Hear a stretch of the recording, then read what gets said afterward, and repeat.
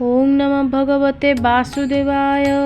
प्रथम स्कंद अष्टादश अध्याय। ब्राह्मण बालकर साप लभन्ते परीक्षित नृप। वैराग्य हेला मने जात अष्टादशर ए चरित। कहन्ति सुत शुद्ध चेता शुण सकल ब्रह्मवेत्ता। सुत उवाच द्रोणकुमार शस्त्राघाते से राजा बंची गर्भगते। कृष्णर अनुग्रह भावे न मला जननीर गर्भे। ब्राह्मण कोपे साप देला तक्षक दंशी बोबोइला।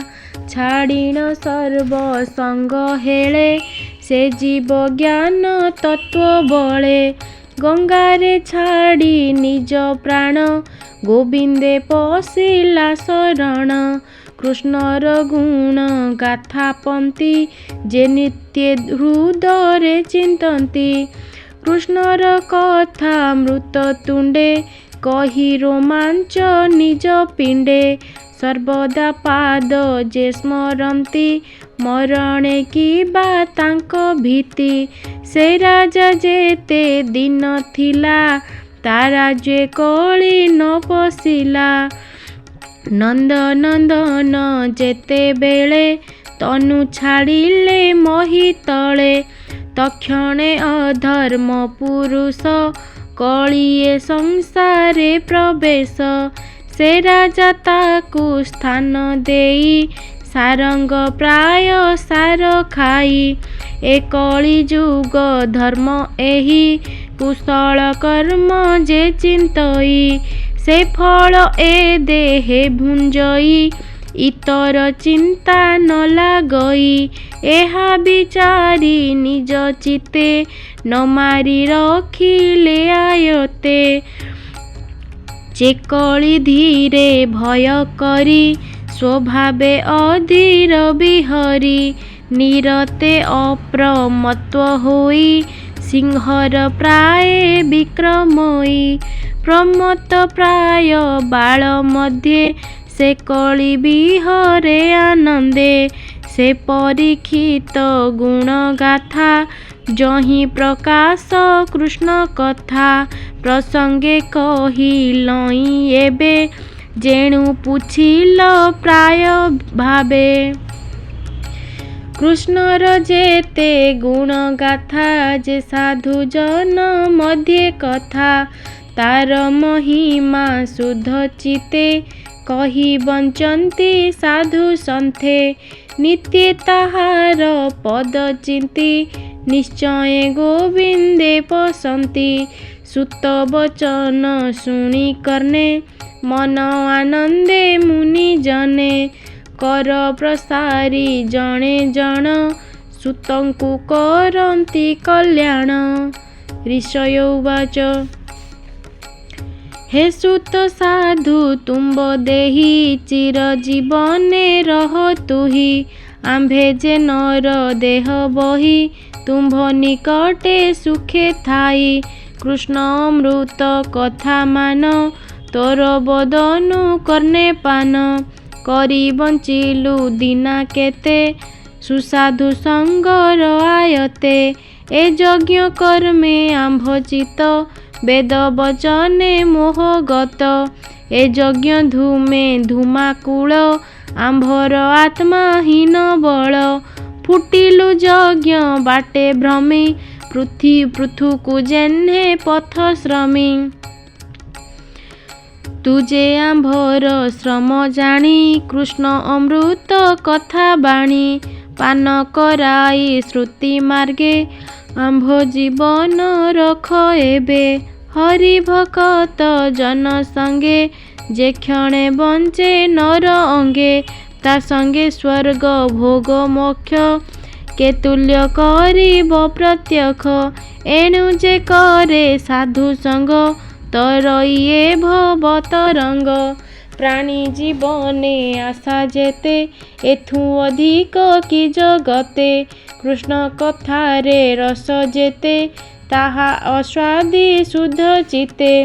କେବା ରସଜ୍ଞ ତାହା ତେଜେ, କର୍ଣ୍ଣ ଜିହ୍ୱାରେ ସୁଖେ ଭୁଞ୍ଜେ।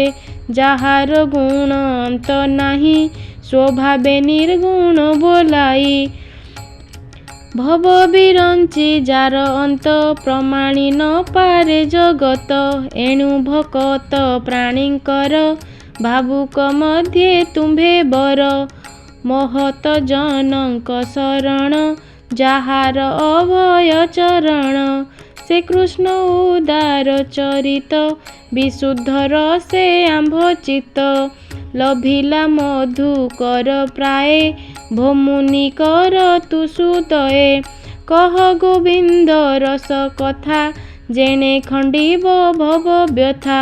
ସେ ମହାଭାଗ ପରୀକ୍ଷିତ, ଭକତ ମଧ୍ୟେ ବୁଦ୍ଧିମନ୍ତ। ବ୍ୟାସନନ୍ଦନ ମୁଖୁ ଶୁଣି, ନିର୍ମଳ ଭାଗବତ ବାଣୀ।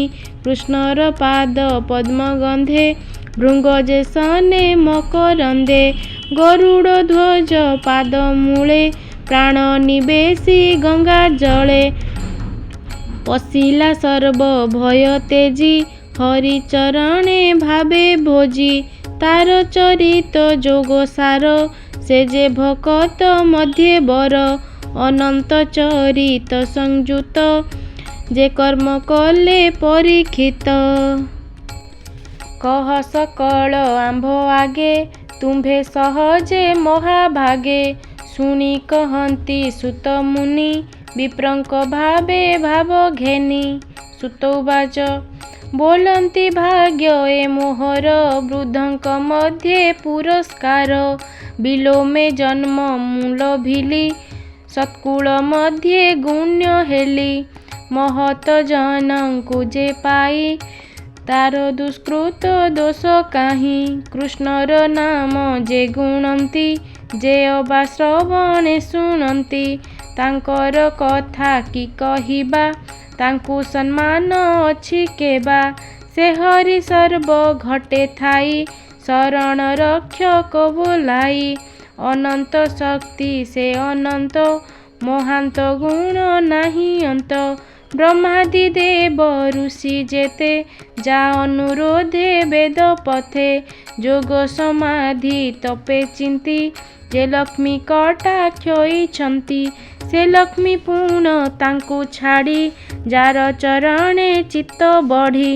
ନିତ୍ୟେ ବସଇ ବକ୍ଷସ୍ଥଳେ, ଧ୍ୟାନ ନିରୋପି ପାଦ ମୂଳେ। କୃଷ୍ଣର ପାଦ ପଦ୍ମ ଗନ୍ଧେ, ଭୃଙ୍ଗ ଯେସନେ ମକରନ୍ଦେ। ଯେ ଗଙ୍ଗା ଜଳ ଏ ଜଗତେ, ପୂଜନ୍ତି ବିରଞ୍ଚି ସହିତେ। ସେ ଗଙ୍ଗା ନାମ ଉଚାରିଲେ, ପ୍ରାଣୀ ତରନ୍ତି ପାପୁ ଭଲେ।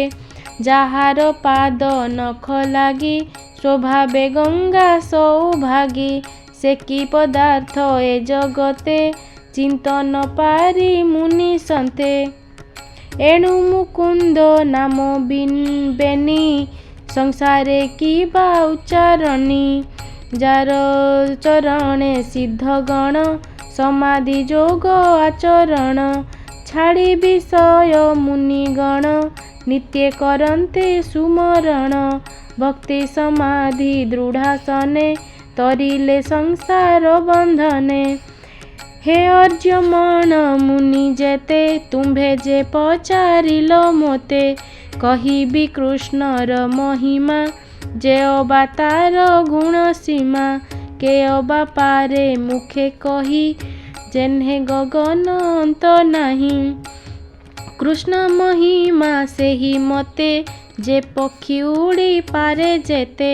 ତାର ବାରତା ସେ ଜାଣନ୍ତି, ଅଧିକ ନ ପାରନ୍ତି ଚିତି। ଏଣୁ ପଣ୍ଡିତ ଜନ ଯେତେ, ଜ୍ଞାନ ସାଧନ୍ତି ଏ ଜଗତେ। ବିଷ୍ଣୁର ମହିମା ବିଚାର, ସହସ୍ର ଜନ୍ମେ କେବା ପାର। ଏବେ ଶୁଣ ବିପ୍ରଜନେ, ହରିଚରିତ ଶୁଦ୍ଧ ମନେ।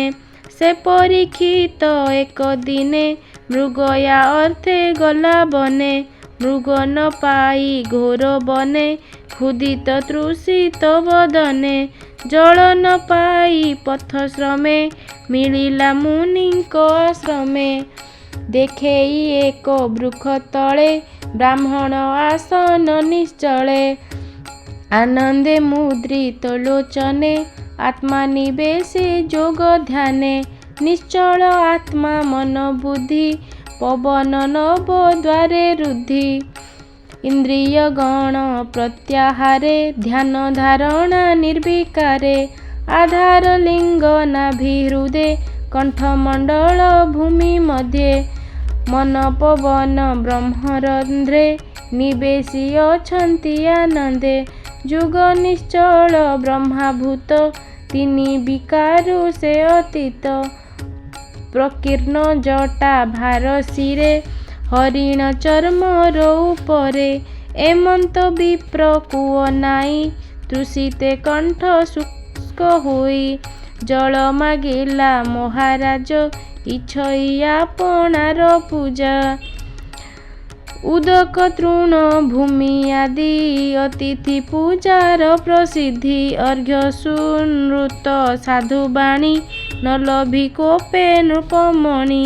ମନେ ବିଚାରେ ମହାରାଜା ଅବଜ୍ଞା କଲା ମତେ ଦ୍ୱିଜା। ক্ষুধা ତୃଷାର ବଳ ମନେ କ୍ଷଣ କ୍ଷଣକେ ଅଚେତନ। ପ୍ରଚଣ୍ଡ କ୍ରୋଧେ କଳେ ବଳେ ମୃତ ଉଅଗେ ଧନୁ ହଳେ। ବ୍ରାହ୍ମଣ ଗଳେ ନେଇ ଦେଲା ତକ୍ଷଣେ ନିଜ ପୁରେ ଗଲା। ପଥେ ଚଳନ୍ତି ନୃପମଣି ବ୍ରାହ୍ମଣ କଥା ମନେ ଗୁଣି। ବୋଲଇ କପଟ ଏହାର ନିଶ୍ଚଳ ସମାଧି ଗୋଚର। ସର୍ବ ଇନ୍ଦ୍ରିୟର ନିବୃତ୍ତି ନୟନ ବୁଜି କିମ୍ପାଛନ୍ତି। କିବାଏ ରାଜାଙ୍କ ଆଗତ ନିମିତ୍ତେ କରି ଦୃଢ଼ ବ୍ରତ। ଏତେ ଅବଜ୍ଞାନର ଦେହେ କ୍ଷତ୍ରିୟ ଜନ୍ମେ କେବା ସହେ। ଏମନ୍ତେ ଗଲା ନରନାଥ ତକ୍ଷଣେ ବ୍ରାହ୍ମଣର ସୁତ। ବାଳକ ସଙ୍ଗେ କ୍ରୀଡ଼ା କରେ ତେଜେ ଅନେଳ ରୂପ ଧରେ। ରାଜାର ଆଗମନ କଥା ପିତାର ଯେମନ୍ତ ବ୍ୟବସ୍ଥା। ବାଳକ ମୁଖୁଁ ଶୁଣି ତହିଁ ମନେ ଭାଳଇ କୋପ ବହି। ସଂସାର ଧର୍ମ ଯେ ପାଳକ ଦେଖ ତାହାର ବିବେକ। ଶ୍ୱାନର ପ୍ରାୟେ ଚେଷ୍ଟା କଲା ଦାସତ୍ୱ ସ୍ୱାମୀ କୁଲଙ୍ଘିଲା। ବ୍ରାହ୍ମଣେ କ୍ଷତ୍ରିୟଙ୍କୁ ବରି ଯଜ୍ଞରେ ଦ୍ୱାର ପାଳ କରି। ଶ୍ୱାନର ପ୍ରାୟେ ଦ୍ୱାରେ ଥାନ୍ତି ସେ ଭାଣ୍ଡେ ଭୋଜନ ଅଛନ୍ତି। ଉତ୍ଥିତ ପ୍ରାଣୀ ଦଣ୍ଡ ଅର୍ଥେ ଯେ କୃଷ୍ଣ ଜାତ ଏ ଜଗତେ। ସେ ଯେଣୁ ନିଜ ପୁରେ ଗଲା ତେଣୁ ଅନ୍ୟାୟ ଚିନ୍ତିଲା। ଏ ପ୍ରାଣୀ ସଂସାରେ ରହିଲେ ଧର୍ମ ନଥିବ ଏଥି ଭଲେ। ଦେଖ ମୋହର ବିପ୍ରପଣ କରିବି ଏଥିର କାରଣ। ଏମନ୍ତ ବାଳକଙ୍କୁ କହି ରଙ୍ଗ ନୟନେ ରୋଷ ବହି। କୌଶିକୀ ଜଳ ହସ୍ତ ଭରି ମାର୍ଜନା ଆଚମନ କରି। ରାଜା ଉଦ୍ଦେଶ୍ୟ କରି ମନେ ବଚନ ବଜ୍ର ପ୍ରହାରଣେ। ବୋଲଇ ଅଧର୍ମ ବିଚାର ଅନ୍ୟାୟ କଲା ଏ ପାମର। ଆଜହୁଁ ଶପଥ ଦିବସେ ତୋକ୍ଷକ ଆସି ମହାରୋଷେ। ତାର ଶରୀର ବେଗେ ଖାଉ ଏ ଯେ ଅନ୍ୟଥା କେବା ନହୁ। ମୋର ପିତାର ଦ୍ରୋହକାରୀ ସେ କିମ୍ପା ଥିବ ଦେହ ଧରି। ଏମନ୍ତ ସାପ ତାକୁ ଦେଇ ମିଳିଲା ପିତା ପାଶେ ଯାଇ। ପିତାର ଗଳେ ସର୍ପ ଦେଖି କାନ୍ଦଇ ଅତି ଦୁଃଖେ ଦୁଃଖୀ। ପୁତ୍ର ରୋଦନ କର୍ଣ୍ଣେ ଶୁଣି ଧ୍ୟାନ ତେଜିଲା ବିପ୍ରମଣି। ସେ ଅଙ୍ଗିରସ ନିଜ ସନେ ଚାହିଁଲା ଉନ୍ମୀଳ ଲୋଚନେ। ଆପଣା ଗଳେ ସର୍ପ ଦେଖି ଉଠିଲା ଆସନ ଉପେକ୍ଷୀ। ଗଳାରୁ ସର୍ପକୁ ପକାଇ ପୁଛଇ ପୁତ୍ର ମୁଖ ଚାହିଁ। ହେ ପୁତ୍ର କାନ୍ଦୁ କିସ ଅର୍ଥେ କେ ପ୍ରାଣୀ ଶୋକ ଦେଲା ତତେ। ପିତା ବଚନ ଶୁଣି ବଳା ସଂକ୍ଷେପୀ ସକଳ କହିଲା। पुत्र वचन शुणी कर्णे कोपे बसिला विप्र मने पुत्रକୁ ଚାହିଁ କୋପ ଭରେ ବୋଲେଇ ନିଷ୍ଠୁର ଉତ୍ତରେ ଅଳପ ଅପରାଧେ ତୁହି ଏ କର୍ମ କଲୁ କିସ ପାଇଁ ସେ ଭାଗବତ ପୁଣ୍ୟ ଦେହି ଏ ସାପ ତାକୁ ନ ଯୋଗାଇ ଓହ ଐଶ୍ୱର୍ଯ୍ୟ ଦେଖ କଥା ଶୁଣି ମୋ ମନେ ଗରୁ ବ୍ୟଥା ଅଳପ ଅପରାଧେ ଦେଖ ଅଧର୍ମ ବିହିଲୁ ବାଳକ ଯାହାର ଭୁଜ ଆଶ୍ରେ କରି ଧର୍ମ ସମ୍ପଦ ସୁଖ ସିରି ପ୍ରଜାଏ ସୁଖେନ ଭୁଞ୍ଜନ୍ତି ସେ କି କାହାରେ ଦ୍ରୋହ ଚିନ୍ତି ବିଷ୍ଣୁର ଅଂଶ ନରପତି ଜନମି ମେଦିନୀ ପାଳନ୍ତି ଏବେ ରାଜାର ଅନ୍ତେ ମହି ଚୌର୍ଯ୍ୟ ବଳ ଦର୍ପ ବହି ଅରକ୍ଷ ମେଖ ଯୁଥ ପ୍ରାଏ ଲୋକ ନସିବେ ଚେର ଭଏ ଧନ ହରିବେ ଅନ୍ୟ ଅନ୍ୟେ ପ୍ରଜା ପଶିବେ ଘୋର ବନେ ନିର୍ଭୟ ପଶୁଙ୍କୁ ହଂସିବେ ପରର ମଣି ନ ମାନିବେ ଧନ ହରିବେ ଅନ୍ୟ ଅନ୍ୟେ ପ୍ରଜା ପଶିବେ ଘୋର ବନେ ନିର୍ଭୟ ପଶୁଙ୍କୁ ହିଂସିବେ ପରର ମଣି ନ ମାନିବେ ଅନାଥ ହୋଇବ ସଂସାର ସେ ପାପ ହୋଇବ ଆମ୍ଭର ଧର୍ମ ଛାଡ଼ିବ ଚାରିପାଦେ ଯେବା ବିହିତ ଅଛି ବେଦେ ବର୍ଣ୍ଣ ଆଶ୍ରମ ଯେ ଆଚରି ଏ ତିନି ଧର୍ମ ଯେ ବେଦରେ ସେ ଧର୍ମ ତେଜି ଦୂରତ୍ୱରେ ପଶିବେ ଅଧର୍ମ ବେଭାରେ ସର୍ବେ ବୁଡ଼ିବେ ଅର୍ଥ କାମେ ବଞ୍ଚିବେ ଶ୍ୱାନ କପି ଧର୍ମେ ଏ ଧର୍ମ ପାଳ ନରପତି ସୁକୃତବନ୍ତ ଚକ୍ରବର୍ତ୍ତୀ ସାକ୍ଷାତେ ମହାଭାଗବତ ସେ ରାଜା ଋଷି ପରୀକ୍ଷିତ କଲା ଯେ ତିନି ଅଶ୍ୱମେଧି ଆଗମ ନିଗମ ପ୍ରସିଦ୍ଧି ক্ষুধা ତୃଷାରେ ବୁଲି ବନେ ମିଳିଲା ମୋହର ଆଶ୍ରମେ ତାହାକୁ ଶାନ୍ତି ତୁ ନ କଲୁ ବିଶେଷେ ଘୋର ସାପ ଦେଲୁ ସେ ଆମ୍ଭ ସାପ ଯଜ୍ଞ ନୋହେ ଅଶେଷ ଧର୍ମେ ଦେହ ବହେ ଏମନ୍ତେ ବିଷ୍ଣୁଙ୍କୁ ସେ ଧ୍ୟାଇ ବ୍ରାହ୍ମଣ ବୋଲେ ତ୍ରାହି ତ୍ରାହି ନିଷ୍ପାପ ଭୃତ୍ୟ କୁଏ ବଳେ ଦ୍ରୋହ ଚିନ୍ତିଲା ମହି ତଳେ ଅଳପ ବୁଦ୍ଧି ଏ ବାଳକ ଏହାର ମନେ କଲା ଦୁଃଖ ଭନାଥ କରୁଣା ସାଗର ବାଳକ ଦୋଷ କ୍ଷମା କର ନିନ୍ଦା କପଟ ଅବଜ୍ଞାନ ସାପ ତାଡ଼ନ ଆଦିମାନ କଲା ପ୍ରାଣୀଙ୍କି ପ୍ରତିକୃତ ନ କରେ ଯେ ତାର ଭକତ ତୋହର ଭକତ ଯେ ଜନ କୋପ ନ ବସେ ତାର ମନ ପ୍ରାଣୀଙ୍କ ଅପରାଧ ସହେ ତାହାର ଭାବେ ଚିତ୍ତ ବହେ ଅତି ଅନ୍ୟାୟ କର୍ମ ମୋର ମୁଁ କର୍ମହୀନ ଦୁରାଚାର ନିରପରାଧେ ଦ୍ରୋହ ଚିନ୍ତି ଏ ମୋର ଚିତ୍ତେ ଗୁରୁ ଭ୍ରାନ୍ତି ଦେବ ହେଳନ କର୍ମ ମୋର ନିଶ୍ଚୟ ଲଭିଲେ ଦାମୋଦର ଦୁଃଖ ମୁଁ ଲଭିବି ନିକଟେ ଏ ଘୋର ସଂସାରେ ସଙ୍କଟେ ଏମନ୍ତେ ପୁତ୍ର ଅପରାଧେ ମହତ ସାପ ଅପବାଦେ ଅନୁତାପିତ ବିପ୍ରବର ବୋଲେ ଗୋବିନ୍ଦ ରକ୍ଷା କର